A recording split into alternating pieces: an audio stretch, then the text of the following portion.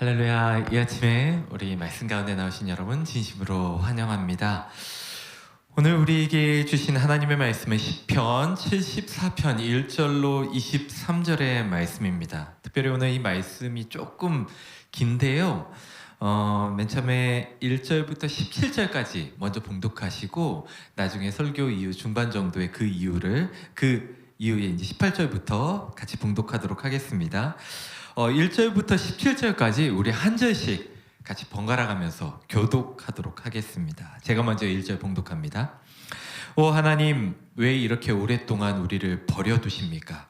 왜 당신이 기르시는 양 같은 우리에게 화를 쏟으십니까? 오래전에 주께서 값을 지불하시고 백성을 사신 것을 기억하소서. 주께서 구원하신 종족을 기억하소서. 주가 살고 계신 시온산을 기억하십시오. 완전히 폐허가 된 곳으로 주의 발걸음을 옮기소서. 원수들이 성소에 있는 모든 것을 파괴해 버렸습니다. 주의 원수들이 주의 성소에서 승리하고 승리의 표시로 그곳에 깃발을 꽂았습니다. 그들은 마치 숲에 나무를 베는 사람처럼 도끼를 들고 나타났습니다. 그리고는 도끼와 낫으로 성소의 조각품들을 다 부셔버렸습니다. 그들이 주의 성소를 완전히 불사르며 주의 이름이 계시는 곳을 더럽혔습니다. 그들은 마음속으로 우리가 이것을 다 없애버릴 것이다 라고 말하며 이 땅에서 하나님께서 예배드리는 곳들을 모두 불태워버렸습니다. 이제는 기적과 같은 징조들은 하나도 볼 수 없고 예언자도 찾아볼 수 없게 되었습니다. 이런 일이 얼마나 오래 계속될지 아는 사람이 아무도 없었습니다. 오 하나님, 주를 조롱하는 원수들을 언제까지 그대로 두시렵니까? 그들이 주의 이름을 영원히 모욕하도록 내버려 두실 것입니까? 왜 주의 힘있는 오른손을 거두십니까? 손을 드시고 그들을 쳐서 멸하소서. 오 하나님, 주는 옛적부터 나의 왕이십니다. 주는 이 땅 위에 구원을 베푸십니다. 크신 능력으로 바다를 가르시고 바다 괴물의 머리를 내리치신 분이 주님이셨습니다. 리워야단의 머리를 부수고 그것을 사망의 짐승들에게 먹이로 주신 분이 주님이셨습니다. 또한 샘물을 솟게 하고 시냇물을 흐르게도 하고 흐르던 강물을 마르게도 하신 분도 주님이셨습니다. 낮도 주의 것이며 밤도 주의 것입니다. 주는 해와 달도 만드셨습니다. 우리 함께 17절 봉독하실까요? 이 땅의 모든 경계선들을 정하시고 여름과 겨울을 창조하신 분도 주님이셨습니다. 아멘. 기도하시겠습니다. 아버지 하나님, 감사합니다. 오늘 우리가 시편의 말씀, 하나님 이 탄원과 간구의 말씀들을 대할 때에 우리의 심령을 움직이시고 우리를 통하여 말씀을 주시는 성령의 음성을 듣기 원합니다. 주님, 우리가 주님 앞에 이렇게 기도하기를 원합니다. 주님 앞에 이렇게 나아가기를 원합니다. 주님, 우리를 용납하여 주시고 우리 가운데 주의 선한 일을, 우리를 통하여 하나님의 나라를 이루어가 주시옵소서. 주님께서 함께 하실 것을 믿고 의지하며 이 말씀 가운데 깨닫기를 바라오며 이 모든 말씀 예수님의 이름으로 기도합니다. 아멘. 우리가 지난주부터 이제 보게 되는 시편 73편부터 83편까지의 말씀은 그 앞에 표제어를 보면 그 아삽이라는 인물이 등장을 합니다. 아삽이라는 인물이 지었다. 아삽이라는 인물이 이 시편을 노래하게 되었다. 이렇게 표제어가 등장합니다. 이 아삽이라는 인물은요, 그 성경에 나온 내용들을 이렇게 볼 때, 역사적인 배경을 볼 때에 찬양을 담당하는 이 레위 가문의 그 유명한 가문의 이름이었던 것으로 봅니다. 특별히 이 아삽은 역대상하, 역대기, 에스라, 느헤미야 여기에서 좀 활발하게 등장하고 이 아삽이라는 인물이 탁 드러납니다. 이 의미는 이 아삽이 처해 있던 현실, 아삽이 활동했던 시기가 포로기 이후였다라는 것을 가늠하게 합니다. 바벨론 포로가 끝나고 나서 이 아삽이라는 사람이 레위 가문의 사람으로서 그 현실 가운데에서 하나님 앞에 찬양했다. 그래서 아삽의 시편은 아마도 포로기 이후의 상황, 그리고 그와 관련된 어떤 내용들 가운데서 그 상황 가운데서 노래하던 것이 그의 노래였다라는 것을 우리는 그 아삽이라는 인물을 통해서 말씀의 배경을 생각하게 되는 것이죠. 바벨론에서 귀환한 바벨론 포로기 이후에 그들의 상황이 어떠하였는가? 우리는 그 부분에 대해서도 한번 좀 생각해 볼 만한데요. 사실 바벨론 포로기가 극적으로 끝났습니다. 정말 고레스라는 왕이 도저히 그가 바벨론을 무너뜨리고 고레스의 칙령이 떨어지면서 바벨론에 사로잡혀 있던 유대 민족들이 풀려날 거라 생각하지 못하는 상황 가운데 그 일이 벌어졌습니다. 그러다 보니까 이스라엘 백성들의 마음이 어땠겠습니까? 우와, 이것은 하나님의 때가 되었다. 이제 우리에게 하나님의 놀라운 회복의 그런 시나리오가 펼쳐지는구나. 이 때가 되었다. 이렇게 부푼 꿈을 안고 이제 예루살렘으로, 황폐화된 예루살렘으로 돌아옵니다. 너무나 참혹했죠, 상황이. 그렇지만 하나님께서 이제 일하신다라는 그 부푼 꿈을 안고 왔기 때문에 지금의 그 참혹했던 현실은 그래도 어느 정도 견디어 나갈 수 있었습니다. 그래서 열심히 노력해서 성전도 짓고 성벽도 짓고 하면서 예루살렘을 재건해 가기 시작했습니다. 그런데요, 이스라엘 백성들이 기대했던 것만큼 그 재건과 회복은 그렇게 기대했던 것만큼 뭔가 화려하게 일어나지가 않는 겁니다. 성전도 완성되었고 성벽도 올라갔는데 여전히 현실은 버거웠다라는 것이죠. 사실은 이 딜레마, 분명히 하나님께서 회복하시고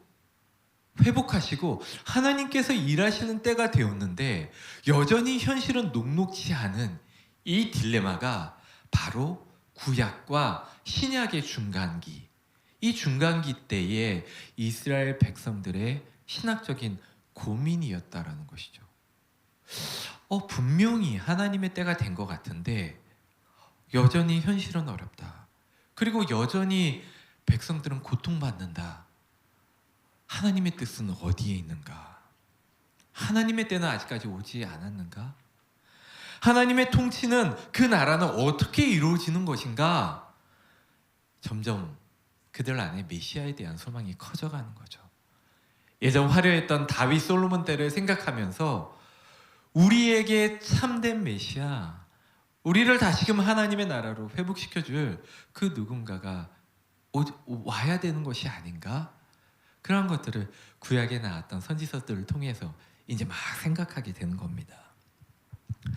지난주에 담임 목사님께서 이제 73편 아삽의 시, 이제 맨 첫 번째 시 73편을 말씀해 주시면서 하나님의 말씀과 현실 사이에 갈등하는 이 아삽이라는 인물에 대해서 이야기를 했습니다. 악인의 형통함은 어떻게 된 것인가? 그에 비해서 의인의 고난은 어떻게 된 것인가? 이 고민과 갈등, 하나님이 계시다면 왜 하나님의 정의가 일어나지 않는가? 악인이 왜 저렇게 형통하는가? 이 고민과 갈등을 하나님 앞에 가져와서 해결을 합니다. 성전 앞에서 그 의문을 해결을 합니다. 그래서 시편 73편, 지난주 73편 거의 끝절에 보면 성전 안에서 그 시편의 기자가 해결한 그 결과물로서 주를 가까이 함이 내게 복이다. 하나님께서 나를 붙드시고 인도하시고 높여주신다. 하나님께서 선을 베푸신다. 하나님 여전히 일하신다. 그렇게 시편 73편은 노래하고 있으면 끝났습니다. 이러한 시편 기자의 몸부림, 이것은 그 당시 포로기 이후의 삶을 살아가는 그들의 현실 속에서 치열한 몸부림 가운데 나오는 찬양이었던 것이죠. 이러한 상황 가운데 오늘 시편 73편도 계속되고 있습니다. 언제까지 그대로 두시렵니까? 언제까지 그대로 두시렵니까? 사실 이러한 고민은요, 여러분 이 시대를 살아가는 우리에게도 동일한 외침이 될 수 있습니다. 완전한 하나님의 통치, 이 땅 가운데 여전히 우리는 하나님을 믿고 하나님의 구원을 확신하지만 고통받고 있지 않습니까? 완전한 하나님의 통치를 바라보면서 우리는 이 시편의 기자들과 같이 하나님 앞에 노래할 수밖에 없습니다. 오늘 우리가 시편 74편을 보면서 크게 두 부분으로 나눠서 이 시편을 같이 보고자 하는데요. 절로 끊는 것이 아니라 내용적으로 볼 때 첫 번째는 탄원이고 하나님을 향한 탄원이고 또 하나는 하나님을 향한 간구입니다.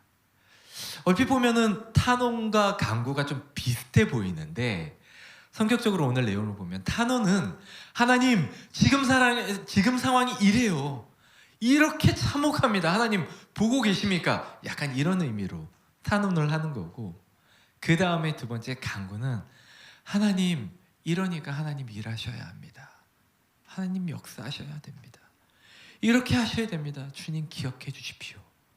이렇게 하는 것이 간구입니다. 그러니까 좀 시편을 조금 더 세밀히 이렇게 보고 묵상하다 보면 이 두 부분의 차이가, 탄원과 간구의 차이가 조금 있다라는 것을 우리는 볼 수 있죠. 그런 의미에서 오늘 시편을 두 부분으로 나눠서 한번 보도록 하겠습니다. 먼저 오늘 시편의 탄원에 대한 내용입니다. 탄원. 이 탄원도 이제 여러 가지 여러 대상을 향하고 있는데 먼저 하나님을 향한 탄원이 있습니다. 1절하고요 10절하고 11절 부분을 제가 다시 한번 봉독해 보겠습니다. 1절. 오 하나님, 왜 이렇게 오랫동안 우리를 버려두십니까? 왜 당신이 기르시는 양 같은 우리에게 화를 쏟으십니까? 10절하고 11절입니다. 오 하나님, 주를 조롱하는 원수들을 언제까지 그대로 두시렵니까? 그들이 주의 이름을 영원히 모욕하도록 저렇게 내버려 두실 것입니까? 왜 주의 힘 있는 오른손을 거두십니까? 손을 드시고 그들을 쳐서 멸하소서. 하나님을 향한 탄원입니다. 하나님, 왜 이러십니까? 저렇게 지금 악한 무리들이 있고 선한 우리들을 향하여, 악한 이들을 향하여 화를 쏟으셔야 되는데 왜 선한 우리를 향해서 주님 이렇게 화를 쏟으시는 것과 같이 일하고 계십니까? 또 약간 물러나 있는 것과 같이 주님께서 일하시지 않는 것과 같이 왜 지금 이러고 있습니까? 대체 왜 이렇게 오랫동안 버려두십니까? 왜 해결하지 않으십니까? 하나님 왜 이러십니까? 무엇을 기다리십니까? 하나님의 뜻이 어디에 있습니까? 여러분, 우리 기도 속에서 많이 등장하는 탄원 아닙니까? 시편의 기자가 이렇게 하나님 앞에 탄원하고 있습니다. 우리의 생각과 다른 하나님의 뜻, 대체 왜입니까? 여러분 혹시 요즘에 이런 기도 하나님 앞에 올리고 있으신가요? 혹시 이러한 탄원을 하나님 앞에 들으십니까? 이런 탄원하다가 내가 하나님 앞에 이러면 안 되지 하는 마음이 혹시 있으십니까? 그런데요, 오늘 시편 말씀을 보면 시편의 기자는 정말 강하게 하나님 앞에 탄원하고 있습니다. 하나님은 어디 계십니까? 하나님, 내 삶 가운데 왜 이렇게 하십니까? 우리가 마땅히 할 수 있는 기도입니다. 마땅히 하나님 앞에 외칠 수 있는 바입니다. 하나님께 탄원함. 두 번째 보면 또 이렇게 시편의 기자가 탄원을 하는데요, 3절 후반절하고 8절까지의 말씀인데 제가 3절과 7절만 봉독하겠습니다. 3절하고 7절. 3절 후반절인데요, 원수들이 성소에 있는 모든 것을 파괴해버렸습니다. 또 7절입니다. 그들이 주의 성소를 완전히 불사르며 주의 이름이 계시는 곳을 더럽혔습니다. 3절부터 8절까지 보면 원수들이 이랬습니다. 하나님, 지금 원수들이 이렇게 하고 있습니다. 원수들을 바라보면서 하나님 앞에 탄원하는 겁니다. 왜 이렇게 내버려 두십니까? 대체 하나님, 이 악한 원수들을 왜 이렇게 내버려? 하나님의 성소를 짓밟고 그곳에서 악한 이들이 승리의 계가를 부르는데 하나님, 왜 이렇게 그냥 두십니까? 하나님의 관련된 모든 것들을 파괴해버렸습니다. 하나님의 이름을 멸시하고 있습니다.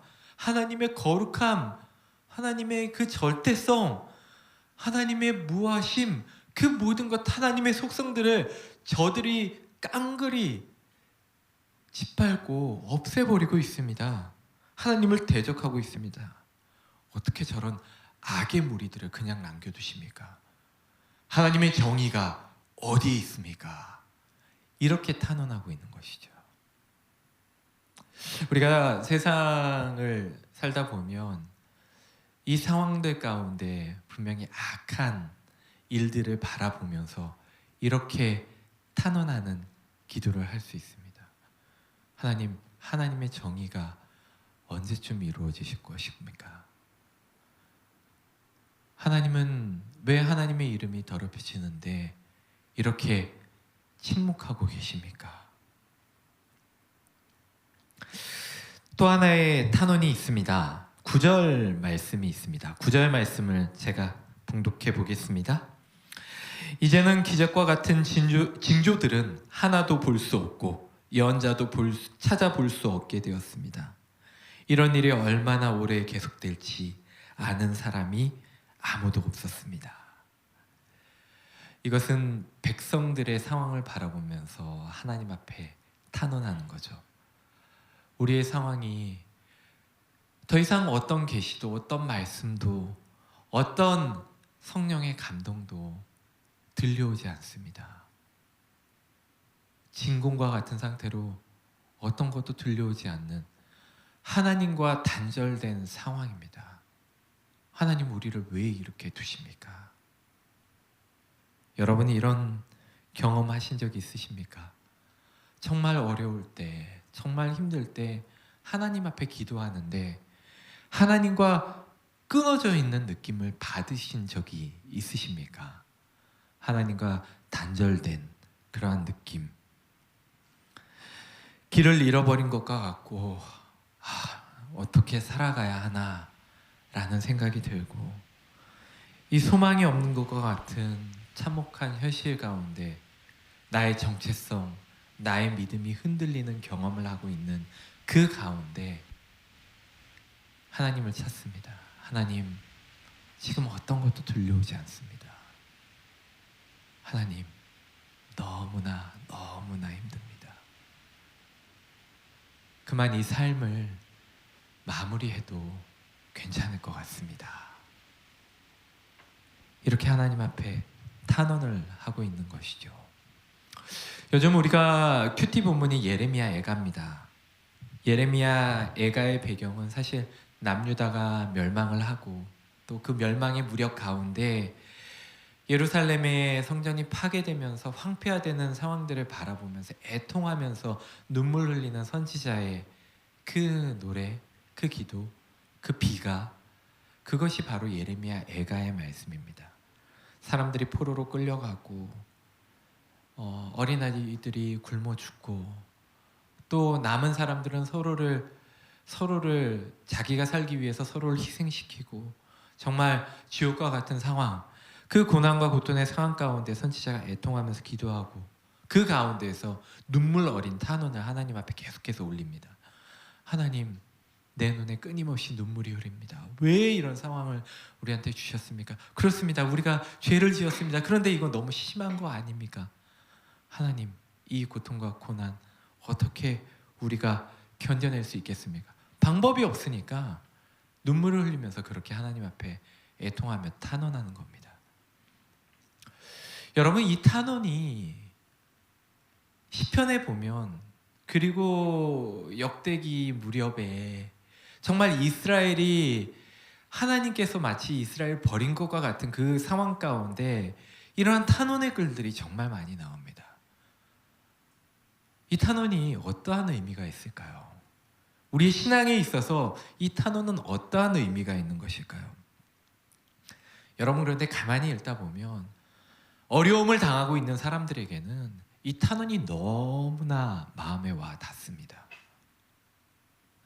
여러분이 어려움을 당하는데 그 누군가가 와서 만약에 이렇게 이야기한다고 생각해 보십시오. 하나님께서 도와주실 거니까 잘 될 겁니다. 기도합시다. 기도합시다. 우리 교회 공동체에서 이렇게 위로하는 경우들 많이 있죠. 그런데 여러분, 이게 진짜 위로가 됩니까? 겉으로는, 표면적으로는 위로의 말인데 이것이 정말 그 사람의 마음을 위로하는 말이 될 수 있을까요?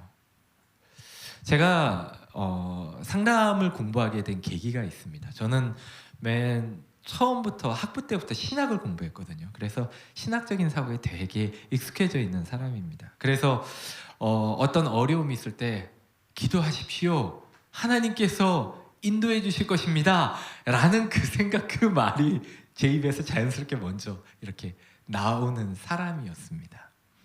근데 어느 날 제가 이전에 사역하던 교회에서 한 성도님이 어려움을 당해서 이렇게 경찰서에 들어가야 하는 일이 있었습니다. 그런데 그분이 이렇게 경찰서에 들어간 그 이유가, 그렇게 구속이 된 이유가 참 이해가 갔어요. 그 상황을 나중에 이제 듣고 보니까 이해가 갔습니다. 그리고 나서 그분을 위로해야 하는데 제 안에서 위로의 말이 생각이 나지가 않는 거예요.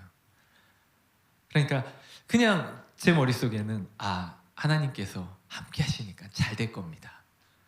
기도하겠습니다. 이 말밖에 생각이 안 나는 거예요. 제가 가만히 생각하니까 이게 뭔가 크게 잘못됐다라는 생각이 들었던 거죠. 이런 말 말고 뭔가 더 위로할 수 있는 말이 있어야 되는데 마치 탄원은 그런 것 같습니다.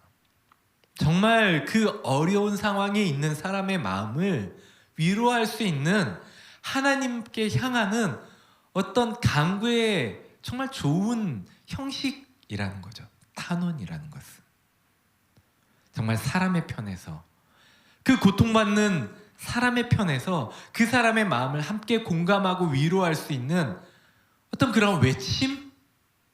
인간이 할 수 있는 정말 가장 자연스러운 순수한 외침? 이것이 탄원이 아닌가. 바로 시편에 오늘 기록되어 있는 탄원의 의미는 바로 그런 것입니다. 고통받는 백성의 마음을 잘 드러낸 것, 공감이 될 수 있는 그러한 기도. 지난주에 시편 73편에서 하나님 왜 악인이 잘 돼요? 욥기에서 나오는 것처럼 의인이 왜 이렇게 고난을 받아요? 하나님 이거 잘못된 거 아닙니까? 라고 탄원하는 것이 어떻게 보면 더욱더 위로가 될 수 있다라는 것이죠. 여러분, 전도서에는 이런 구절이 있습니다. 전도서 4장 1절로부터 2절의 말씀에 보면 이런 말씀이 있습니다. 제가 한번 봉독해 보겠습니다. 내가 다시 살펴보니 해 아래서 온갖 학대가 자행되고 있다. 학대하는 자들에게 권세가 있으니 학대당하는 자들의 눈물을 위로하는 사람이 없구나. 그래서 나는 말했다. 죽은 자가 살아있는 사람보다 행복하다. 이 뉘앙스를 여러분 이해하십니까? 정말 죽은 자가 살아있는 자보다 행복할까요?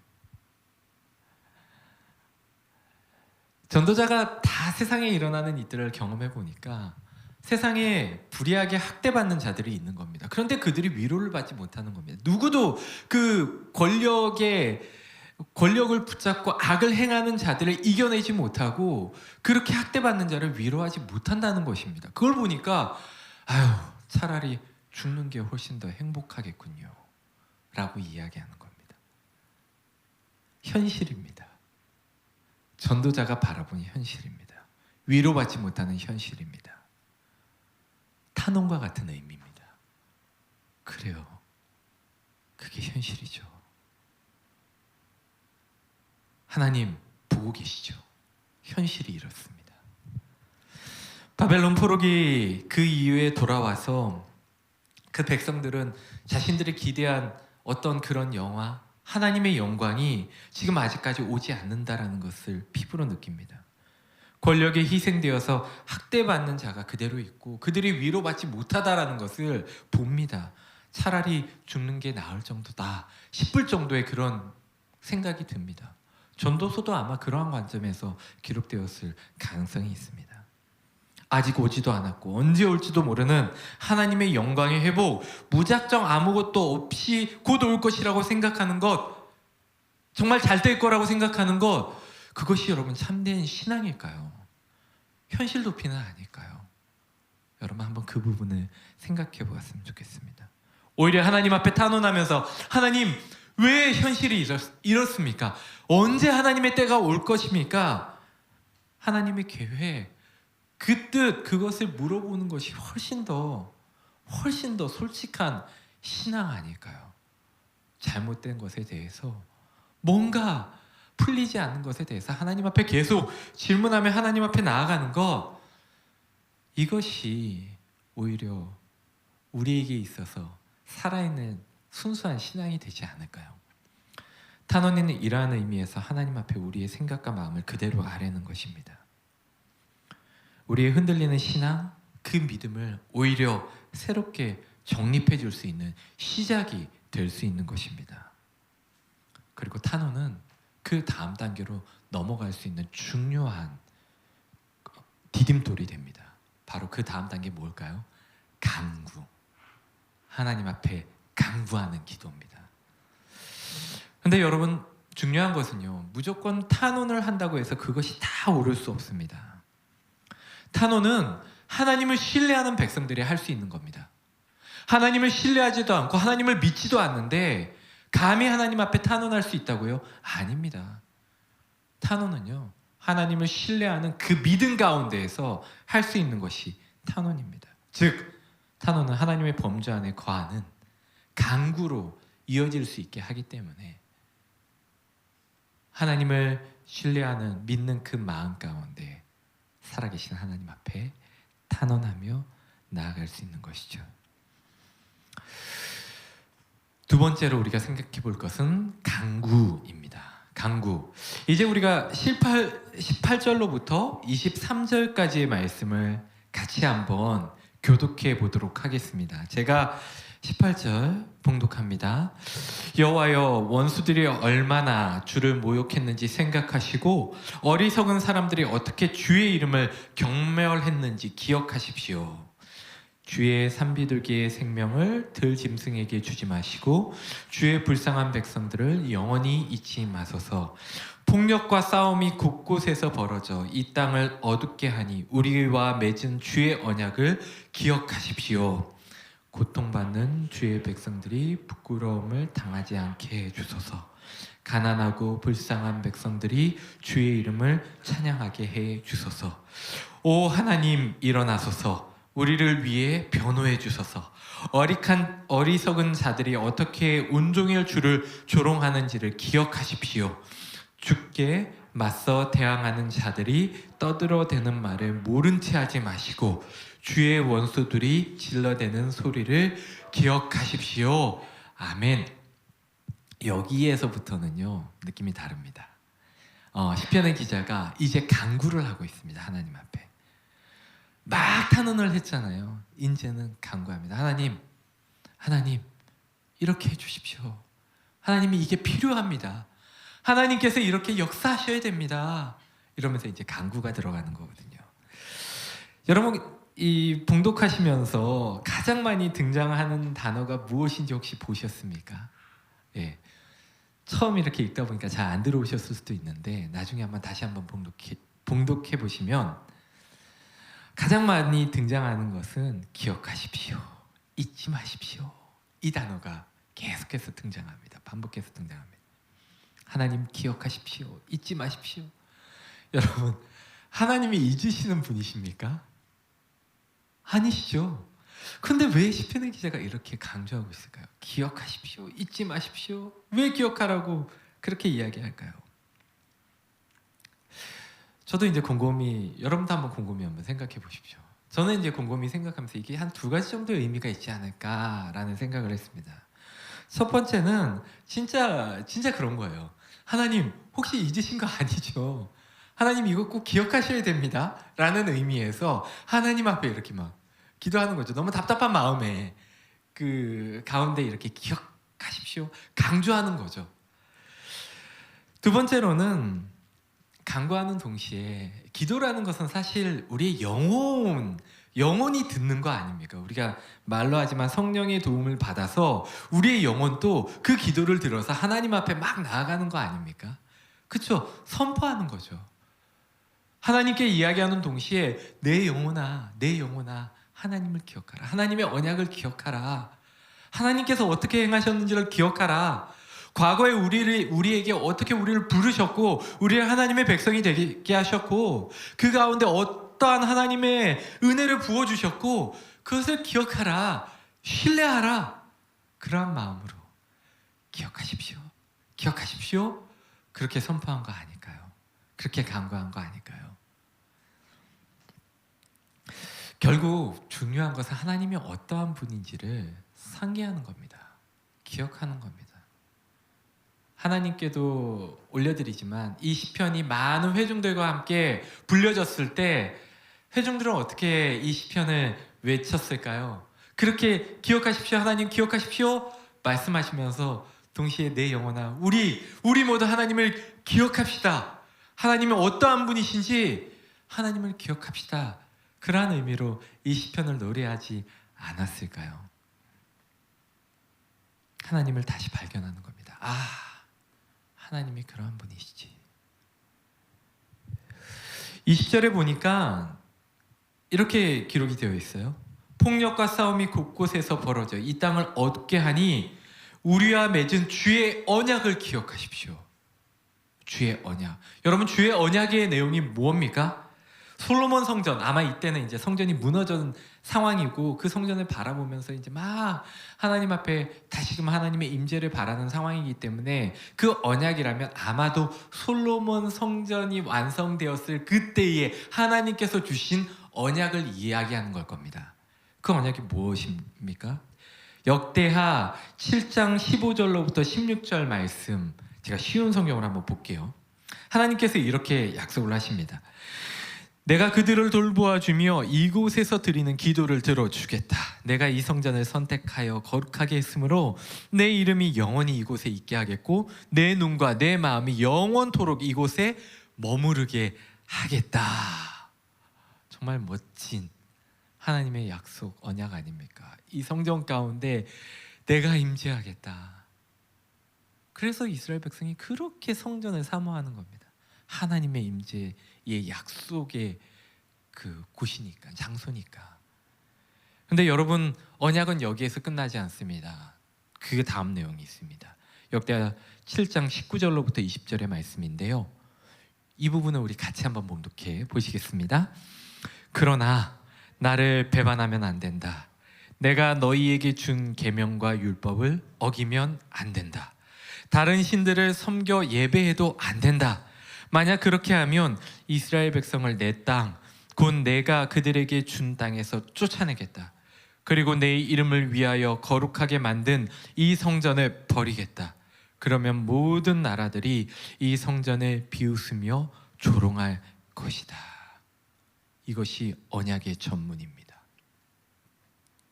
하나님께서 그의 백성을 돌보아 주겠다. 하지만 떠나면 모든 나라들로부터 조롱받을 것이다. 이것이 언약의 내용입니다. 그리고 하나님의 언약은 성취가 되었습니다. 좋은 쪽으로 성취된 게 아니라 하나님이 경고하시던 우리가 보기에 부정적인 그 내용, 떠났을 경우 어떻게 될 것이다 라는 쪽으로 성취가 되었습니다. 여러분, 언약이 성취가 되었으니 이제 다 끝난 건가요? 아니죠. 남은 언약의 내용이 있습니다. 붙들어야 할 것이 있고 간구해야 할 것이 있습니다. 슬프지만 비록 여전히 남은 언약이 있습니다. 하나님은 그의 백성을 포기하지도 않으시고 광야에서도 길을 내시는 분이시기 때문에 이렇게 무너진 백성에게도 다시금 걸어갈 길을 그 언약 가운데 말씀하고 계십니다. 역대하 7장 14절 말씀인데요. 우리 이 부분 우리 같이 한번 봉독하실까요? 내 이름으로 일컫는 내 백성이 자기들이 한 일을 뉘우치고 나에게 기도하고 내 말을 따르면 악한 길에서 돌이키면 내가 하늘에서 그들의 기도를 듣고 그들의 죄를 용서해 주며 그들의 땅을 고쳐 줄 것이다. 아멘. 이것 또한 하나님의 언약입니다. 이 하나님의 언약을 붙들고 하나님께서 백성을 포기하지 않듯이 백성도 하나님을 포기하면 안 됩니다. 언약을 붙들고 돌이켜서 회개하면서 하나님께서 회복시키시기를 바라고 나아가야 합니다. 뭘 기억하실 것인가? 바로 이 언약의 내용을 기억하라. 하나님께 기억하소서 그렇게 노래했지만 사실 내 영혼아 하나님 앞에서 이 언약을 기억하라. 언약 안에 신실하신 하나님을 기억하고 또한 그 신실하신 언약을 이루시는 하나님, 그 하나님을 믿고 그 언약을 믿고 다시금 하나님 앞에 나아가라. 하나님, 지금 상황을 분명 하나님께서 바꾸실 줄로 믿습니다. 이것이 바로 하나님 앞에서 계속해서 간구할 수 있는 근거입니다. 간구할 수 있는 이유입니다. 탄원 다음에 간구할 수 있는 내용이라는 것이죠. 우리가 오늘 시편 74편을 이제 마무리하면서 한 가지만 짚고 넘어갈 것은 74편을 마무리하려면 뭔가 이상하다 싶습니다.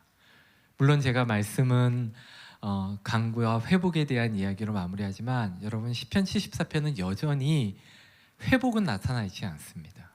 73편은요 맨 마지막에 주께 가까이 함이 내게 복이라 라고 이야기하면서 시편의 기자가 자신의 마음을 어느 정도 추스르고 돌이키는 게 나옵니다. 그런데 시편 74편은 여전히 돌이키는 부분이 나오지 않습니다.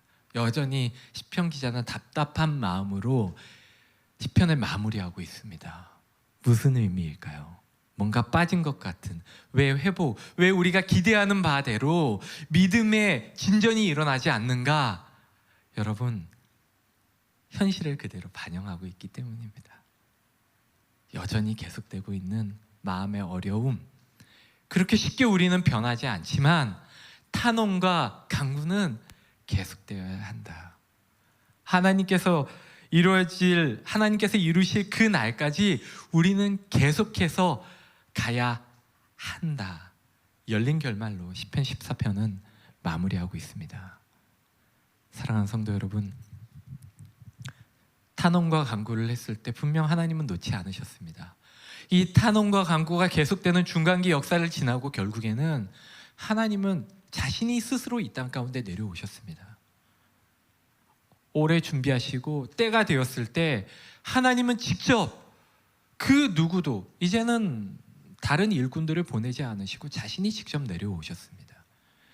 그래서 구원의 역사를 이루어 가시고 이제껏 그렇게 간구하고 탄원하는 그 백성들의 기도를, 그 기도에 합당하게 온 인류를 구원하실 계획들을 이루어 가시는 것이죠. 그러므로 오늘 시편은 우리에게 힘을 줍니다.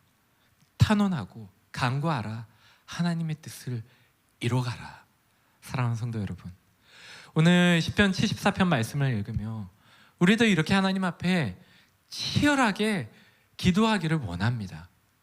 탄원하기를 원하고 그것을 넘어서서 간구하기를 원하고 그리고 하나님의 때에 일어나는 하나님의 일들을 경험하는 사랑하는 성도 여러분들이 되시기를 주님의 이름으로 축원합니다.